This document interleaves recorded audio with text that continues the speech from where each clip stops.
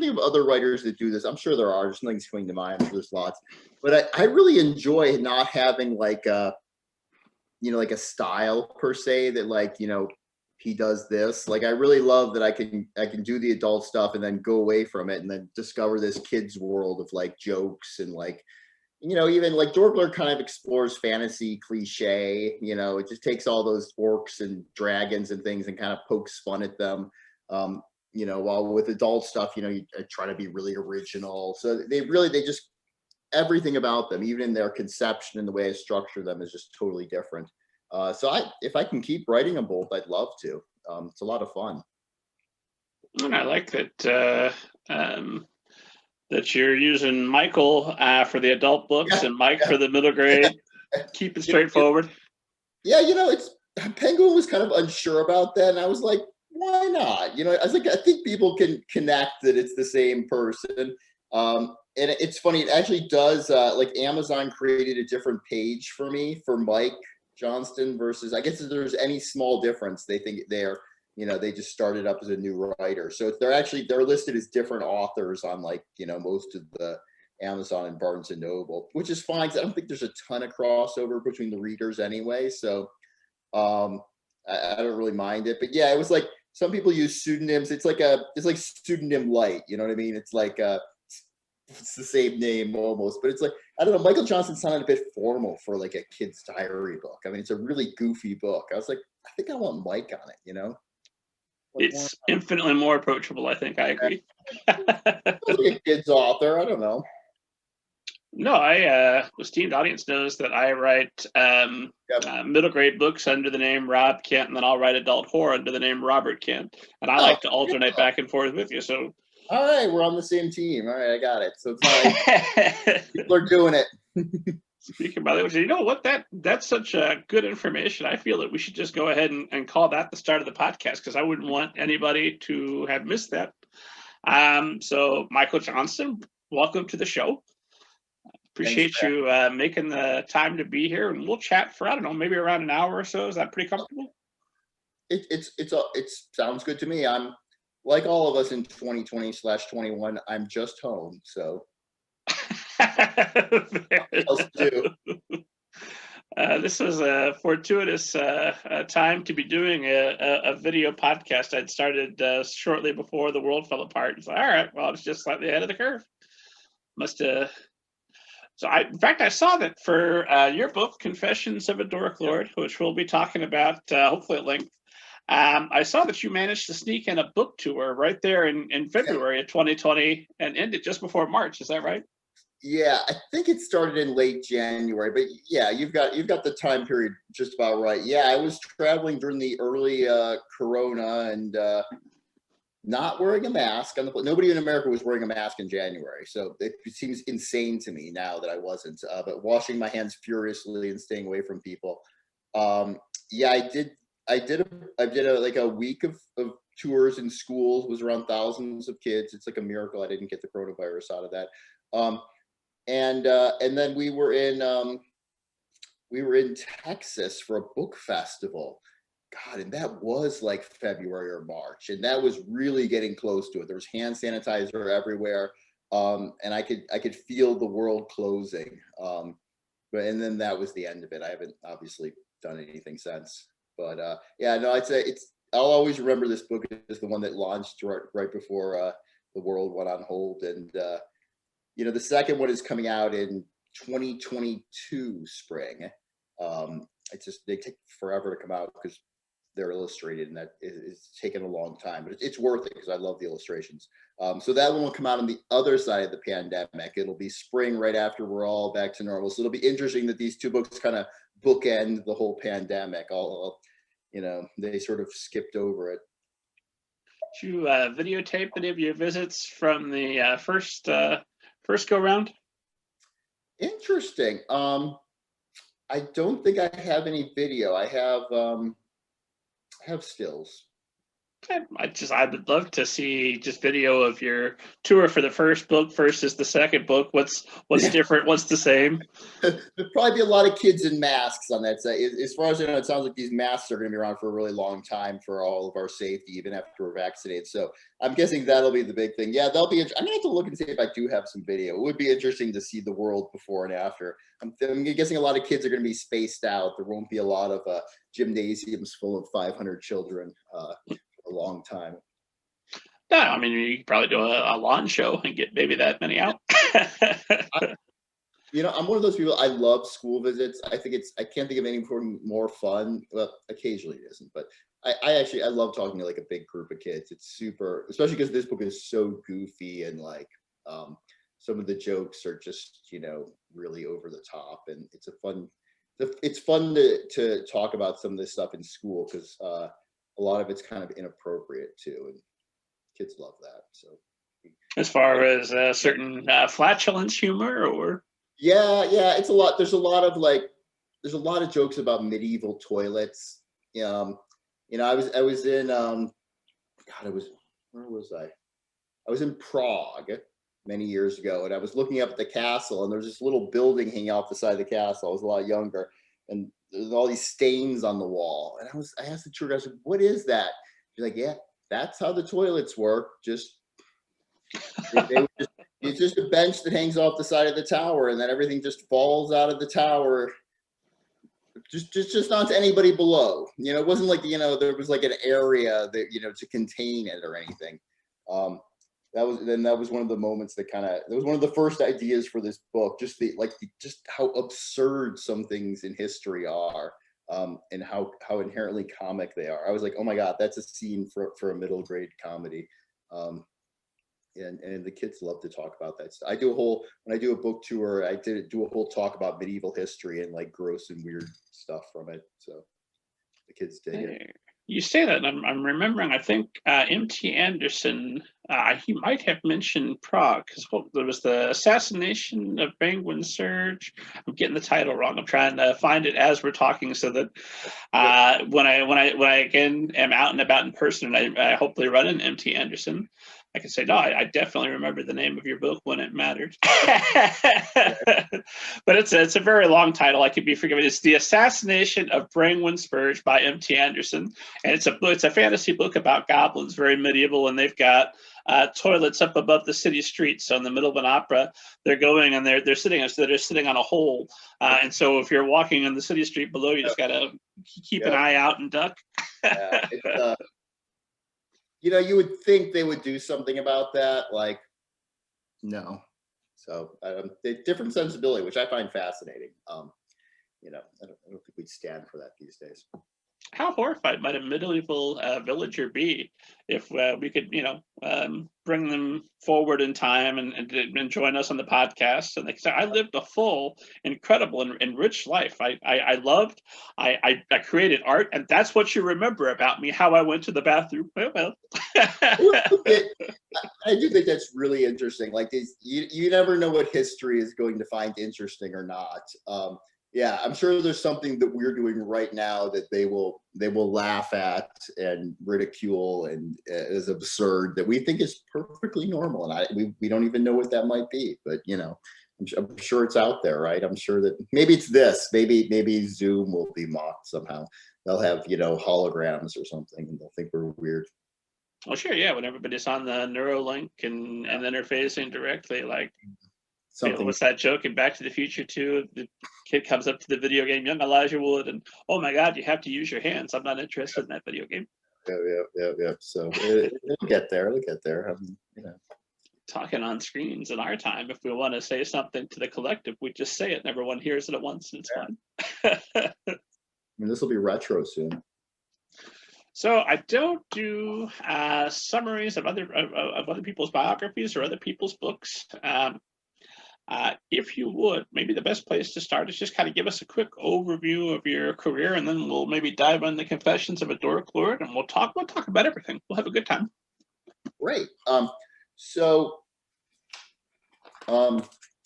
first novel that I published by myself was called Solarian, June 2017. Kind of a for adults, but I think a lot of teens probably read it too. Was kind of a was a somewhat dark epic fantasy, kind of very historic. My background is I'm actually an architect by background, and I had my own firm for many years. So that's what I know about more than anything. And so it was a book that was kind of very much about architectural history and architecture. Um, and it was a book that I spent like 5 years writing that book. Like just, one of those things where you throw yourself into something and spend like way longer than you should. I'm very happy with it. I love that book. I spent a long time on it. And this is something we touched on a little bit earlier.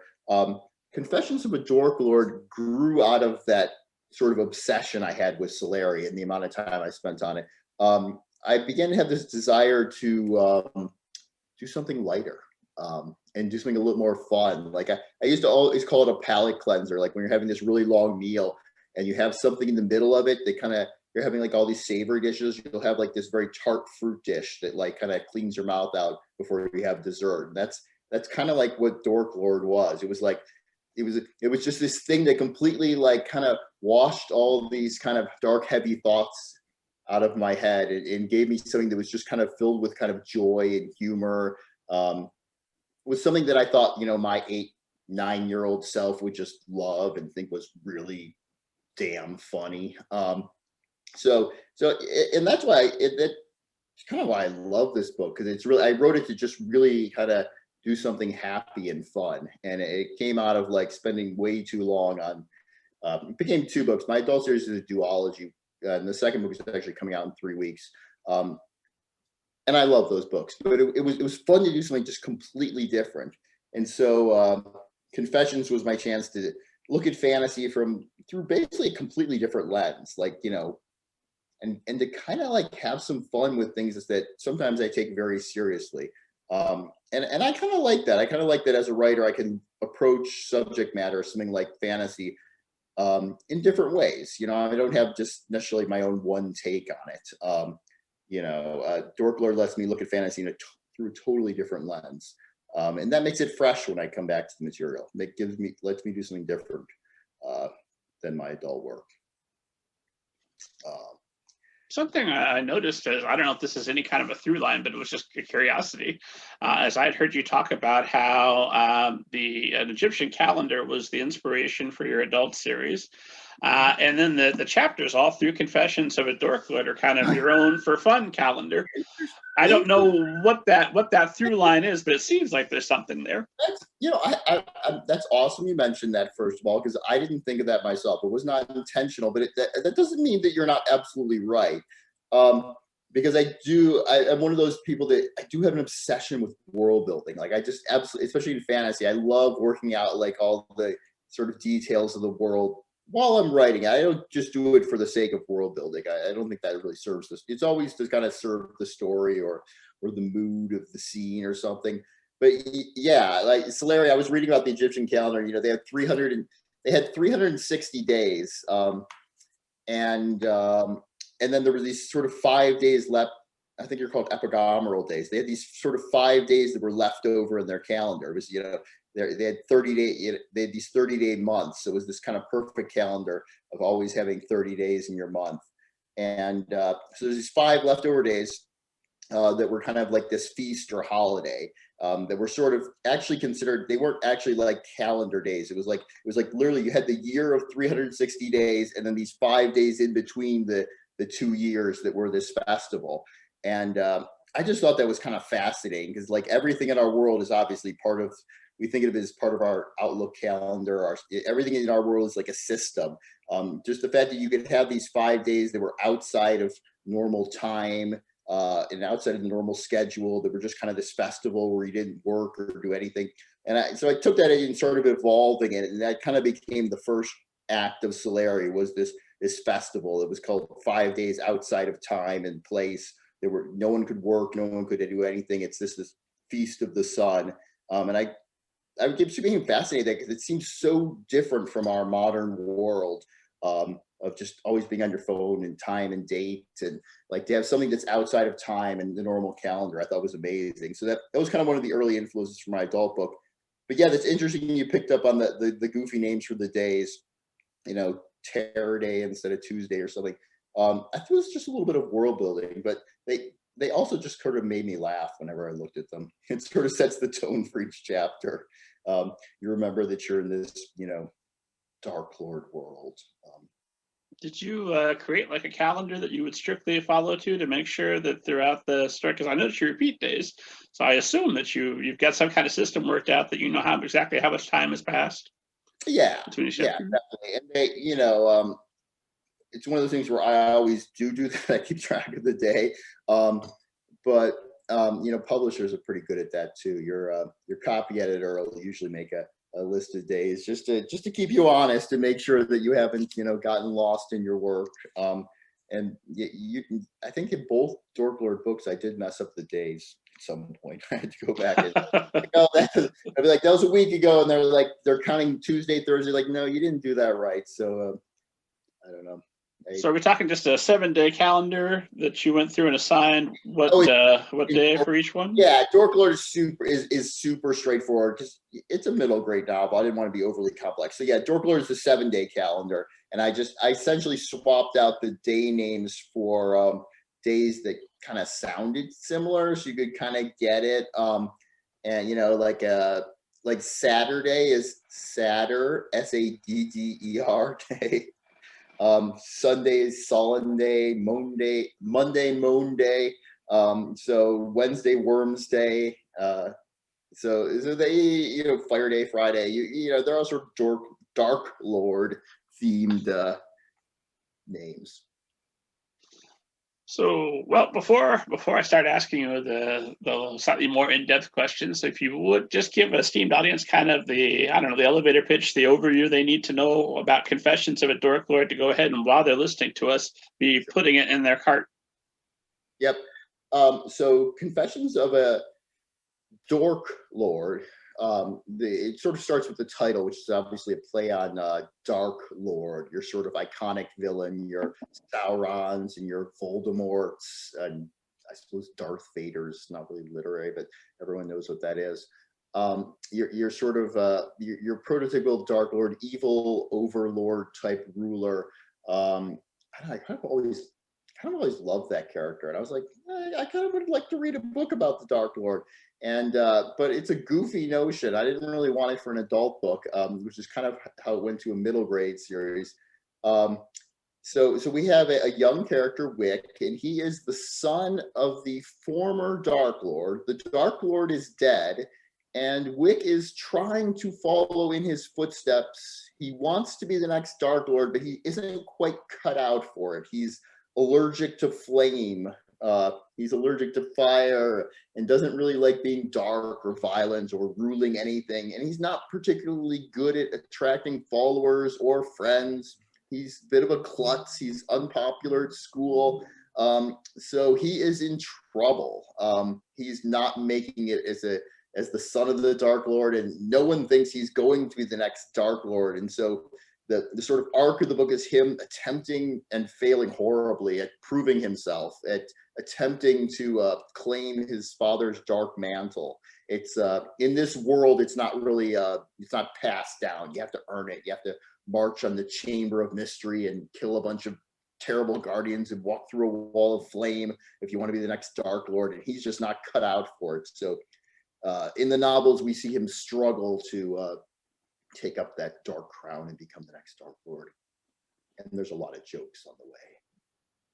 I love that people are openly telling him that they don't think he's going to make it, and they're excited about it because they're going to take his spot. It's going to be wonderful. Exactly. You've hit upon all the sort of many subplots of the book. Are he has to sort of struggle against all these other people who would like to be the Dark Lord. Well, it puts us in kind of a little bit of an odd position because we're rooting for Wick. Obviously, we want him to survive, but at the same time, like his ultimate goal, that's not great to be a Dark Lord. So. I think it's interesting. I mean, that is. I know what you're saying. It's one of those things that occurred to me earlier in the process. Like, okay, obviously, he's not going to become an evil overlord at the end. He's not going to bring about the end of the world. So as you read it, you get the sense that Wick wouldn't be your average, he would be a kind of good guy, essentially. And what we kind of get out of the books is that the bad reputation that all the monsters, the orcs and the ogres and the goblins have gotten is a bit of a lie. Maybe it's kind of it's a story sort of spun by the elves and the dwarves and the Aragorns of the world, that that the Dark Lord was evil. So in this world, the monsters are more or less just misunderstood. Like, they could be, from their point of view, they're good guys, and maybe all the knights and wizards are actually the bad guys. So it's a little bit of it's sort of an alternate take on the whole fantasy world, in which, maybe the monsters are the protagonists and the aggressors are actually the guys with the swords and the bows and arrows hunting them down. And I know that you were a Dungeons and Dragons player, or I assume you still are. And I assume some of that factors into your world building, into Confessions of a Dork Lord. But when you were playing Dungeons and Dragons, did you tend to go for the dark guys, the darker characters, and that as well? That's interesting. I was a huge Dungeons and Dragons guy when I was a kid. I don't do it as much anymore. I don't know. You get married and have a kid. Maybe I haven't found the time. Although, who doesn't have time in the pandemic? So I don't know if I'm being honest with myself. I was a big fan. I was one of those guys who was, I was the dungeon master. I wrote my own adventures. I was like I loved it. I've always loved the game. It's a great game. It is a huge influence on these books. They're a little bit of like living in that Dungeons and Dragons world, because it kind of takes on a lot of the cliches in fantasy the way Dungeons and Dragons does. It gives us all those worlds from Tolkien of orcs and dragons, and lets you kind of play in them. So I'm kind of doing something similar. Dork Lord spends a little bit more time on humor. It's a little bit more meta. But it's definitely something that, like, I can feel my younger self who loved Dungeons and Dragons, kind of loving being in this world. As far as playing them, though, I don't think I was ever really given, maybe as a dungeon, I guess as a dungeon master, essentially you are the guy that plays all the I never thought of it this way, but you're the guy who plays all the monsters, right? Because all the players are playing, usually, at least when I was a guy, we were all the heroes, all the players. You were the elves and the rangers and the fighters and spellcasters and clerics. But the dungeon master, he is the guy who has to play all the monsters. So I guess I was playing the monsters. I didn't think of it that way, but all right, maybe it started back then. I mean, who doesn't love a good monster? That's hard. While you read fantasy, you want to read about the dragon. Yeah, monsters don't show up. We don't have a story. That's going to be not such an interesting book. And then, so how do you go about and do your world building? Do you keep a separate file with all of your information once you've declared something to be the rule of the land, and you want to save that going forward into book 2, and presumably once those take off, book 3, 4, 5, and 6? Good question. I did a little bit more of that for when I worked on my first fantasy novel for adults, Solaria. I did a little bit more of that, where I was writing stuff about, there was like 4 main kingdoms in that book, and so I was writing about a little bit of the history, and it was so big that I actually did a little of that pre-writing first, about each of the peoples. For Dork Lord, I didn't do that, and there's a couple reasons for it. One is that it is actually meant to embrace kind of all the literary cliches and kind of fantasy, and kind of turn them on their head. So in a way, I didn't want it to be completely unique. I wanted to play with the ideas that people were used to in fantasy, and kind of like, maybe question them, maybe make fun of them a little bit and have a little fun with them. And I think the other one was I'm sometimes opposed to doing too much pre-writing like that. I actually like if the world building comes out in small little pieces in your story, so that it does, especially in middle grade. I don't want to dump any information on the kids ever. Like, if I'm doing world building, it has to rise out of the action. And Dork Lord has a lot of world building. I think I almost probably put a little bit too much in it. The second book really slims that down. It's middle grade. It's, you want it to move fast and be exciting. so I really, if there is world building, I do try to build it into the action and dialogue so that, you know, the kids don't know they're finding out about the world as they do it. In adult, you know, you've got a little bit more room, right? You can take a little time, and adult readers like to read about the world a little bit more. So maybe I get a little more flexibility there. So do you keep, I mean, do you keep notes after you've worked it into the story? You then Oh, save it sure. into a separate file so that you remember it forever later? Or is it all just kind of up here?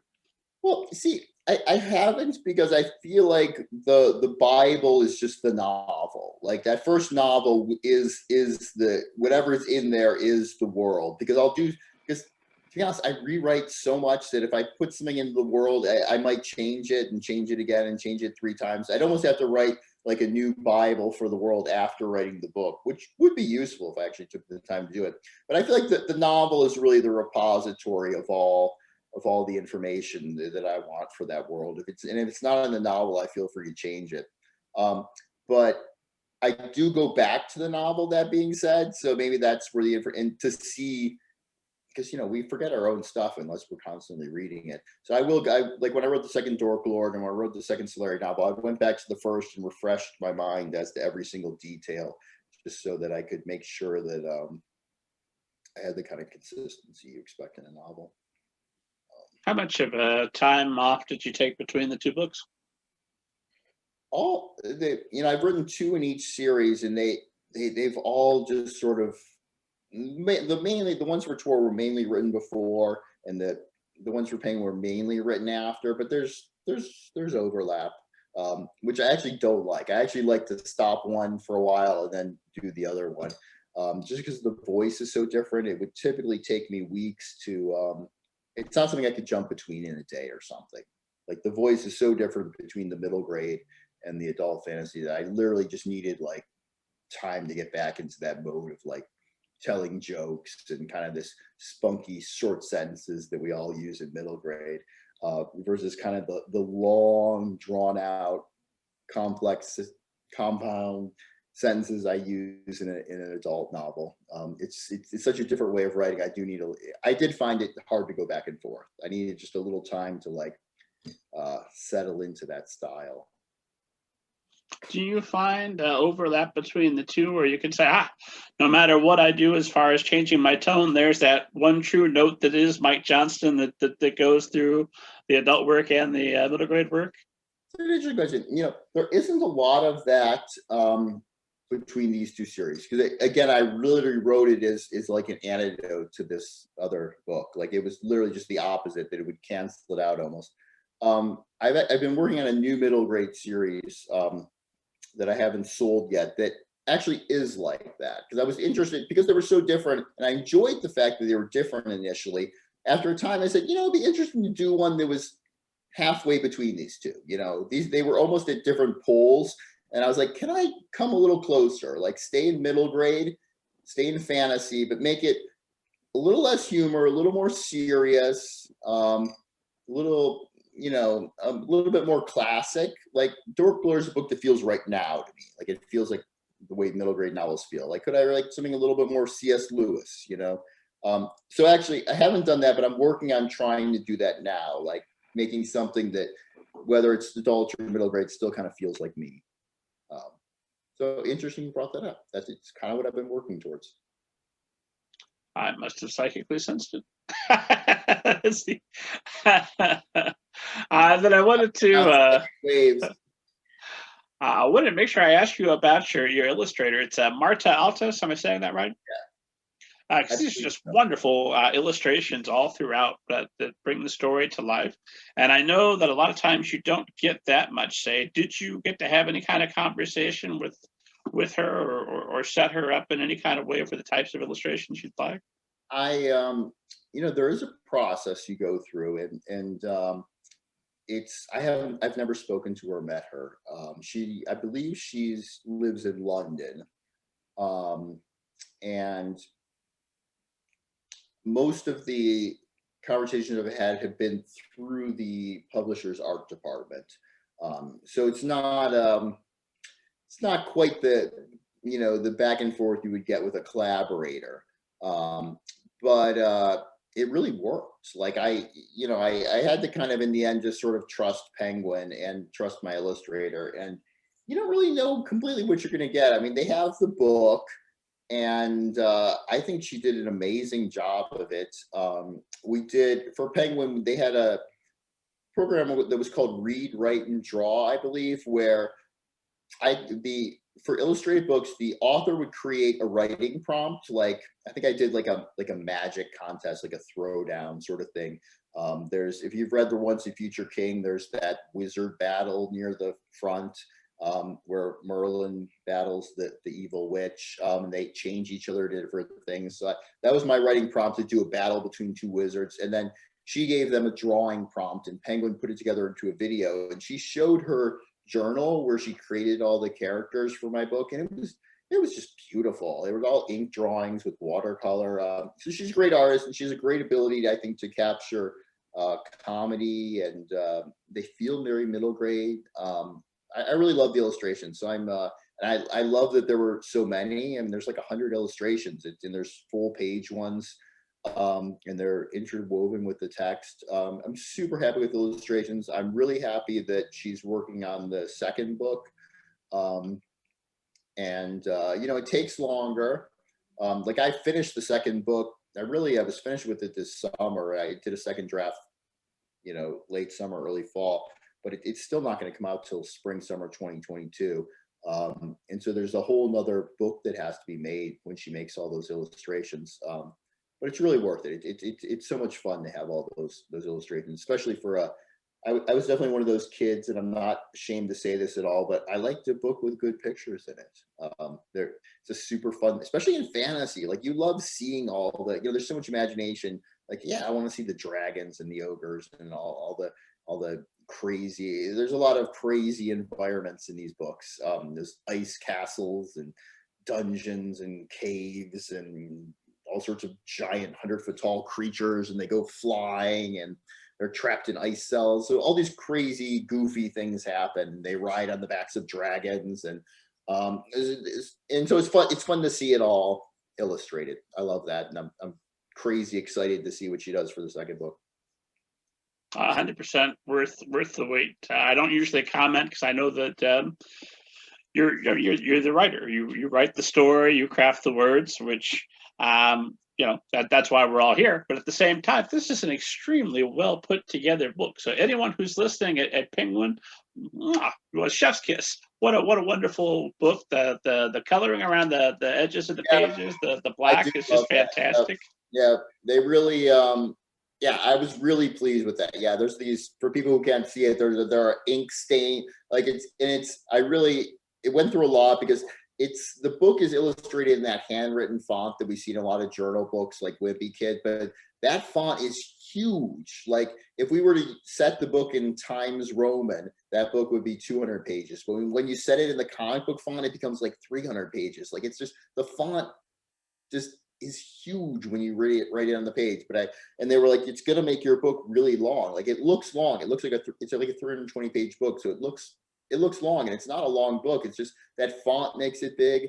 But it really gives it the look of being handwritten by a kid, which is what I wanted. And it has ink stains on it. Yeah. And like darkened pages. Like I love that. Yeah, no, they did a great job. It's always, sometimes as an author, you have something in your head and the final product doesn't match it because, nobody can read our minds. So it usually doesn't match it. But in this one, I was like, well, that's what I wanted. That looks like a kid's kind of crazy, medieval journal. It's even got, there's like scratches on the cover and stuff. Like it's pretty, it looks like a kid made it. I love that.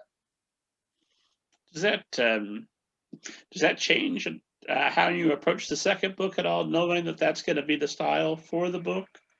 Or did you turn it in? But well, no, you said you did a second draft this summer. Yeah. So does that change your approach?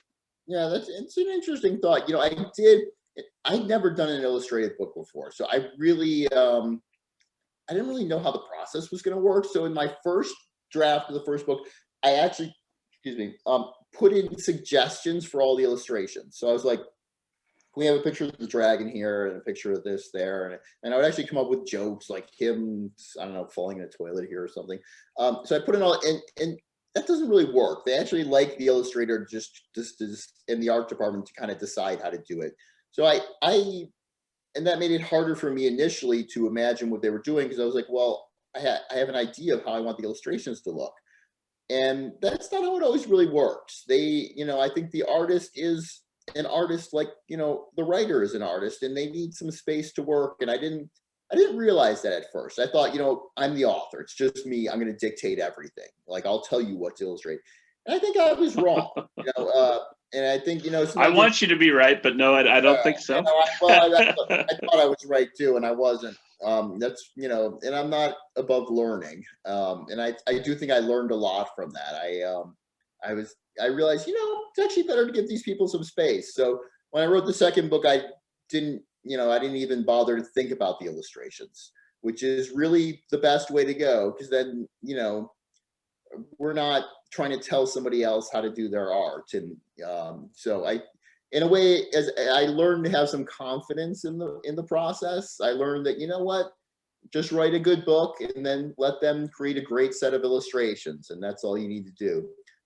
So I'm a little bit more relaxed about this one. I have confidence that it's gonna look amazing, and probably in 6 or 8 months when I see the illustrations, I'll be super excited.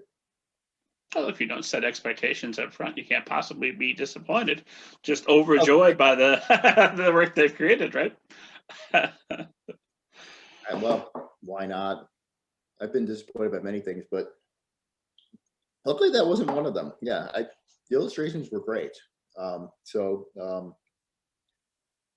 Lots of fantastic blurbs on this book that I'm extremely jealous of. Pseudonymous Bosch, Aaron Kofer, and then Melissa de la Cruz. How could you possibly have gotten a blurb from Melissa de la Cruz? It was I went on a quest, and that involved walking down the hallway in our house. Oh, sure.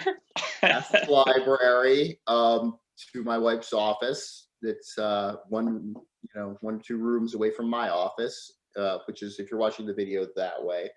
And I asked her for it. So, it was weird. It's funny. Many people have asked me about that, because they're like, well, it's just your wife who gave you the blurb. And I said, yeah, the publisher asked me to do it. And I said, well, I'll ask her. Why not? So yeah, that's I thought it was a little. I was like, you really want me to get my wife? And they were like, yeah, she's a big mid-rate author. Why don't you? Usually, what's she gonna do? Say no? Yeah, it's a little. I sort of chuckled, and some of my friends have laughed at me, and they're like, really, you couldn't get anybody with their wife? I was like, I think maybe we could. I just, they thought it was a good idea, so we went with it. Are you kidding me? That's a great blurb to have on your book. I would love to have a Melissa de la Cruz blurb. Exactly. I'm not complaining. It's all good. No, for esteemed audience, go back, check episode 98 when she was here, because we talked a little bit about working and being married to a writer, because I'm fascinated by people that can do this, where everybody's the writer.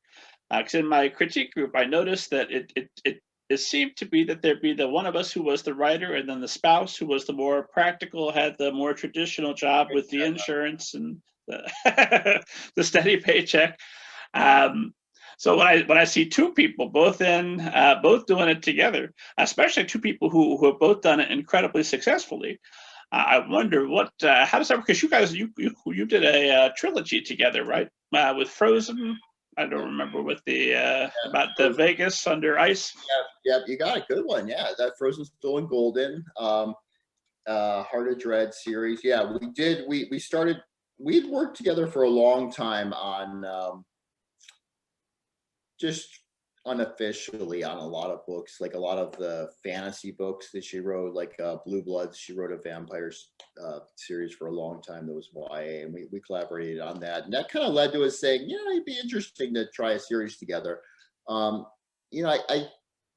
think we worked for a long time on how to work together. I think it's been a challenge to find a way to be married and to work efficiently together. And I think we found that the best way is actually not to co-write. Like, I think it helps to actually just be able to send it. It makes it more like a peer group or like a writer's group, where I can send it to you and your name's not on it. You're not thinking of it as one of your books. You're able to just simply be a critic. And so I think we work well together when both of our names are, or when only one of our names is on the book, and the other person can simply act as a kind of editor or an author who gives feedback, some kind of beta reader. That seems to work really well for us, and I like that. We will send each other books and proposals just for ideas and feedback, and that seems to work well. And it's certainly great to have a reader in the house. Well, she talked about when she was on, again, esteemed audience, episode 98. Cue it up for after this. It's a great time. Good use of your day. She talked about she was working a day job and writing after hours, and you were an architect, and then you were working and writing afterwards. So how does that home life work with the child? And also, were you both writers originally, or was one of you a writer who converted the other one? My wife was a writer long before I was. I think she was one of those people who always knew what she wanted to do. She wanted to be a writer, and she was working another job. She was working computers prior to that, and she was, as you said, working a day job and writing in the evenings. And I'm trained as an architect. I worked in New York and here in Los Angeles, and worked on my own for a time as well. And I did the same thing. What she was a writer like long before I ever wrote anything. She was a full-time writer, and I still was working in architecture, and I started writing on the side here and there, and when I had a chance and wasn't working. So it's something that I slowly came to over a long period of time. It was probably a sort of decade-long transition between being in an architecture firm and actually working on writing full time. So it takes a while. As far as our home life now, I always used to rent an office, so we wouldn't be in the same house together writing, and that was incredibly important because I think in a marriage, just strictly speaking, it helps to be apart, right? It's nice if one person comes home from work and says, "Oh, I was out and I had lunch here and there," when you're both in the house, there's not less to talk about, so it's more of a challenge. But we've worked it out. I mean, I had to give up my office because of the coronavirus a year ago, and I've been working at home. So we're back. We haven't been both working from the house in about 10 years. I rented an office for 10 years, so I was always away, and I think that was really great. It worked well for us. But to be honest, I'm back home again writing, and I'm loving it. The coronavirus. I know a lot of people have had different reactions to it. For me, it's given me a real chance to kind of focus. It's given me a little bit more time. It's cut out a lot of the distractions. So it's, for both of us, we've been more productive in it. I mean, nobody's happy in the coronavirus, but at least I'm more productive. And we just, we try to live our separate lives. Like it's just, she's 20 feet away from me, but we kind of pretend we're in a different office building until 5 o'clock. And I think that works. Yeah, this is Kent working toward the back of the house, about the same distance away. Yep. You got to pretend you're in an office, right, to some degree. And I'm so used to thinking, my God, everything's terrible. 2020, the meme that when I think on things that, you know what, there's a lot of positives here too. I feel almost a little bit guilty, but there are. Yeah, I mean, there are. I mean, I'm not gonna. It's just literally the worst public health crisis in the history of America. I'm not going to deny that, but I think you have to try to make something positive for yourself, and so we try to it has given us more time. It's given us time, and for writers that's great because it takes time. Kind of feel just recently, and we're recording this January 25th, January of 2021. So without getting political, there have been some political events that have recently occurred, and so I'm calling this the Great Unclenching, where like, all right, we were sharing kind of at Armageddon. That's what that looks like, and It sounds like we've gotten a reprieve. We'll see what we'll see. When do I start calming down? Because I've been just braced for impact for 4 years. Yeah, it's been one thing on top of another. It's not just the coronavirus or Donald Trump. We live in California, and so everything's been shut. It's been particularly difficult here, and so we've had everything shut down, which is good. We're trying to be safe here. But it's a challenge it's been a challenge, so I think, I like to work really hard, be creative, and then, get out of the house and, go have dinner in a restaurant or something. So that's just part of my creative process. I like to work really hard, then I get out. My wife and I are both art collectors, so I like to spend a lot of time in museums and art galleries. And we're both ex-New Yorkers. We like cities and culture, and that whole thing has been under assault during the coronavirus. It's just, you can't. All the museums have been closed for a year. So much of all the things that urbanites love are just closed off to us, and that's fine. I don't mind making the sacrifice. Some people are having horrible things. Imagine owning a restaurant or a bar. So we're all just blessed to be able to keep working. But I try to make the best of it. So it's a dark turn in the conversation anytime the coronavirus comes. Well, here is Mabel to make things bright. The esteemed audience looks forward to Mabel's guest appearance. Ooh, feisty tonight. There she goes. So nice. Never going to be a happy topic. I did have one more question for you that I only feel it was fair because I asked your wife when she was here about writer ego. Because I'm always trying to figure out, you need some ego to think that you can do the thing that you're setting out to do, and to have the confidence that you're going to create something that will be worth somebody reading that. Somebody is going to read your book, and as a result, they're never going to get around to A Tale of Two Cities. I don't know. And so you got to make sure that you're providing a quality experience, and you have to have the confidence that you can do that. But of course, too much ego turns on you and undermines a writer.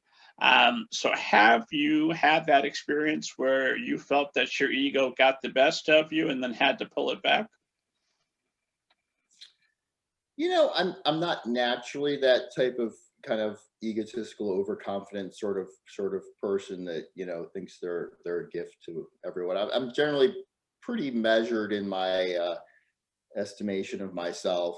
So I don't really, I'm not like, I'm no egoist who thinks they're God's gift to literature. I like try to be pretty realistic about, I think because I came into the arts via architecture, which is kind of the, it's they call it the mother of the arts. It is an art, but it's highly collaborative.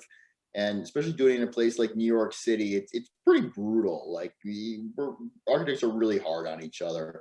So I came from a profession that kind of stomps down your ego. So I didn't, when I came to books, I was pretty measured about what I was going to accomplish. I work really hard. I with everything I do, I try to improve what I do.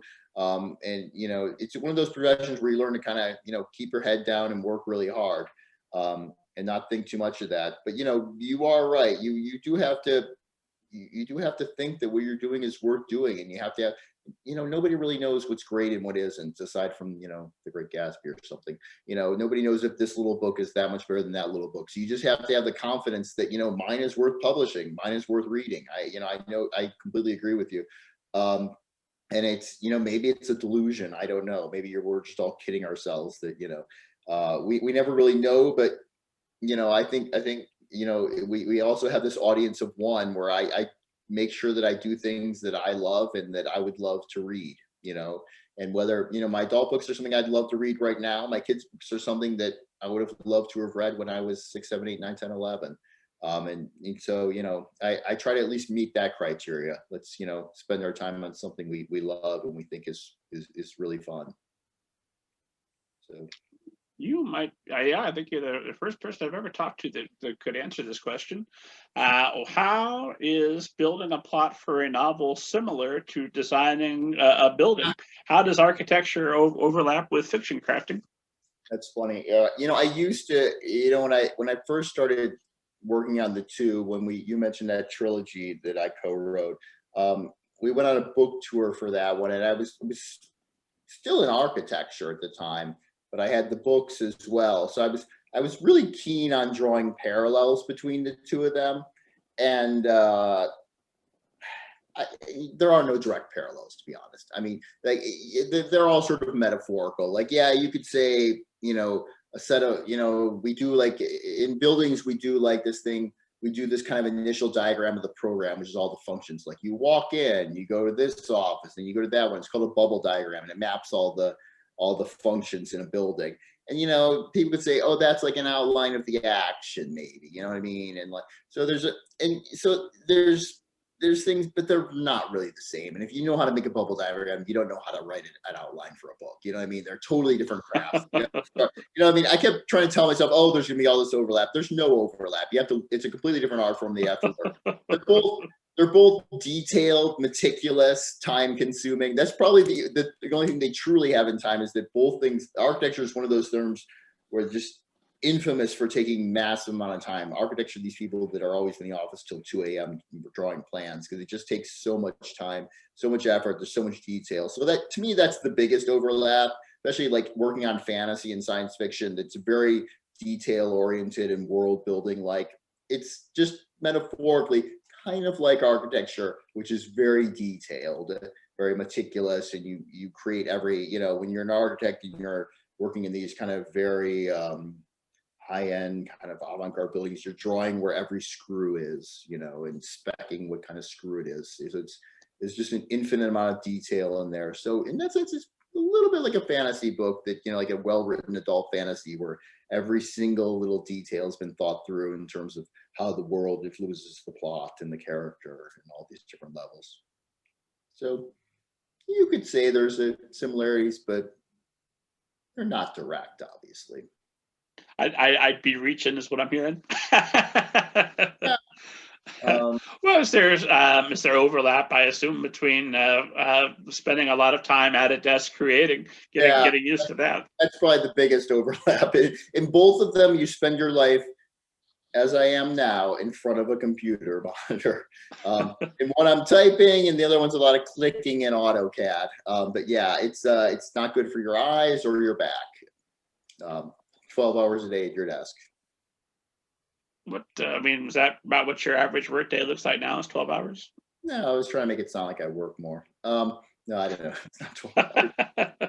I wish it was 12 hours. I'm almost 50, so it's not 12 hours. I work at, we work from home, so it's like I get up, I start working, stop for lunch, stop for dinner, I'll go back to my desk a little bit. It's as much as I can do, but yeah.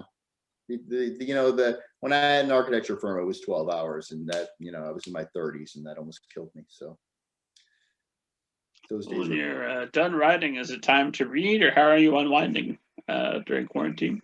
I do read. I'm not a big TV watcher. I don't know, if there's something good, we'll stream it. Sadly, there's been a dearth of quality programming in the quarantine. I can't think of something good I've watched, but I watch all the genre shows. I'll watch all the sci-fi and fantasy shows if there's something good. Like I'm watching The Expanse now. I like that. I don't like superhero stuff really. So yeah, I read. I try to at least make sure I read. Like I spend like the hour, 2 hours a night reading if I can. Like that to me is the way to relax at the end of the day. I'm just thinking about how much time I could free up if I didn't like the superhero stuff. That's like a third of American media off the table. There's a lot of it out there. Well, I grew up reading comic books. I loved superhero stuff. I'm just not as into it at this point in my life. I don't like the Marvel stuff now. It's too goofy. When I was a kid and I read Marvel comic books, they were much more serious, and I quite liked them. But it's too many jokes now. That's fair enough. Everyone else likes them, so I know I'm alone. Well, like anything else, I'm sure it'll get pared back, and then there'll be some other hot trend that will come up. And if you could predict accurately when it will hit and what it will be, you could make a lot of money. Exactly. I can't, so. And then I'm watching our time, and I'm aware it's flying by, so probably about time to think about calling in. But esteemed audience knows that I can't get out of here without asking you about flying saucers, because I ask everybody about ghosts and flying saucers. And since you are an architect who's written about the architecture of ancient Egypt, bonus question for you: have you ever seen a flying saucer or a ghost? And ancient aliens, is that just a bunch of crap, or is there some merit to what you studied? Ancient alien is a bunch of crap. And I haven't seen a flying saucer or anything. I'm absolutely certain there's life out there. I mean, there's no doubt. All those Kepler planets they keep finding in that Goldilocks zone for life. There's just, I mean, we've found thousands of them already, and there are untold millions of them out there. So there's life out there, no doubt. I don't know if we'll ever see it. It's, you know, gajillions of light years away. So once somebody, you know, figures out how to move near light speed, maybe we will. But until then, there's life out there, but it's really, really, really far away. So there's a great story by William Gibson about flying saucers. I can't remember what it's called. He basically said that, you know, flying saucers aren't going to look like saucers because we didn't build them. They're going to look like something that we can't even think up, you know, because they're made by aliens who come from another world and another culture. So I don't know. I don't know if we'd know what a flying saucer looked like if we saw it. I don't even know if we'd know that it was a spaceship. It'll be interesting if we ever find another civilization. Interesting ending.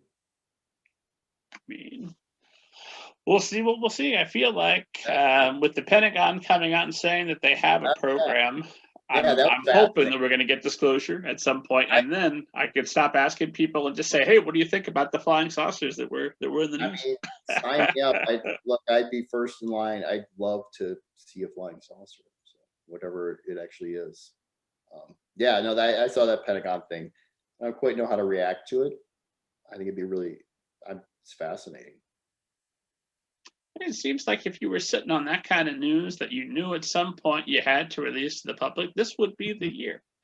Everyone's very distracted. Yeah, just bury the lead. Like, yeah, put it out now because no one would even care in 2020, 2021. I mean, there's so much going on in the world that, oh, aliens, of course, it's 2020, you know. That makes sense. Yeah. Maybe they will drop it now. It'll just be ignored because we're all just trying to wait to get the vaccine. So I hope so. That's no, that would be much bigger news at the moment if I could get the vaccine rather than see a flying saucer. I don't know. You know what? Give me a day to think about it. That's a big decision. Michael Johnston for Adults. Thank you so much for making the time this evening. I see our time has flown away, so I'm going to ask you my last question, and we'll call it a night. But thank you so much again for being here, for being such an extraordinary guest. But my final question is always some variation of if you could go back toward the start of your writing career and offer yourself some writing advice that would have made a big difference for you and would hopefully make a big difference for all of the authors who are listening to us now, what would you go back and tell yourself? Oh, that's fascinating. God, that's such, I try not to do that because it's such like, trying to change the past, which you can't really do. But if I had to think about it, I think I would, I think I would have told myself to try to sell my first novel on proposal. I was given a lot of advice to just sort of, write the entire book, and it takes a really long time to write an adult epic fantasy novel. And I thought it would have been nice if I could have sold that on a proposal in about a third of the book, but that would have saved me a lot of time. But maybe I wouldn't have sold it then. So it's all second guessing. You don't know but that was one thing that in hindsight I thought that would have been nice if I could have worked on that for a year and then sold it instead of years. But then you don't know what's going to happen. Maybe it wouldn't have ever sold. So, but yeah, there's my advice to myself. Can't take it because it's in the past. But hey. Where can esteemed audience find you online, find out more about you, follow you on Twitter, all that good stuff? So I use the same handle for Twitter and Instagram. I'm usually on Instagram, not on Twitter as often. And my handle is just my first initial M and my last name, Johnston. So M Johnston, JOHNSTON, and then author. M Johnston author at Twitter, at Instagram, and it's also my website is the same thing, M Johnston author. If you type that in, you'll get my website. So they're all three the same, pretty easy.